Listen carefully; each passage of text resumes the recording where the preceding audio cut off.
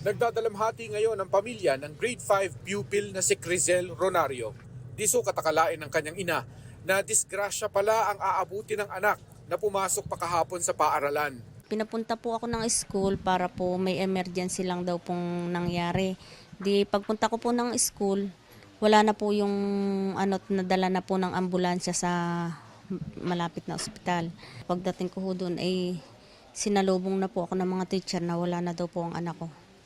Ayon sa pulisya, nakaupo sa ibabaw ng Poso Negro ng Sinalow Elementary School sa Alfonso, Cavite si Crizel at 3 pang mag-aaral. Pero biglang gumuho ang septic tank at nagkapatong-patong doon ng mga bata. Nangyari po ito kahapon po ng 12:30 po. Ang mga biktima po ay kumakain po, sir. Then yung sa kanilang kinaupuan, sir, yung parang upuang bato, sir. Nakapwesto ron.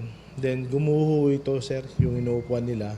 Lumusot po doon sa ilalim, doon sa septic tank na matagal ng tuyo, sir.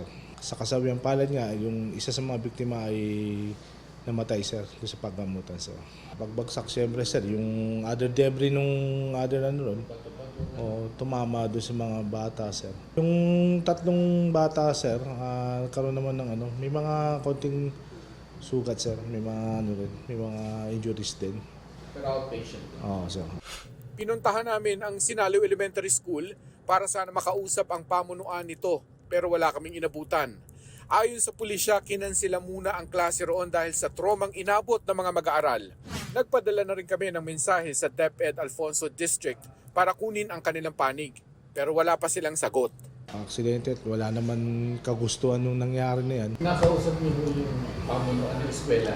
Wala pa, sir, at kasi hintay din namin ang kanilang sir, ang kanilang statement, sir, kung sakasakali, sir. Pag-uusap-usap pa. So, yung pamilya siguro, sir, kung ano man ang pag-uusap nila, sir. Hindi ko ho alam kung kami ho magrereklamo kung hindi ko pa ho maisip kung paano ho ang magiging ng anak ko.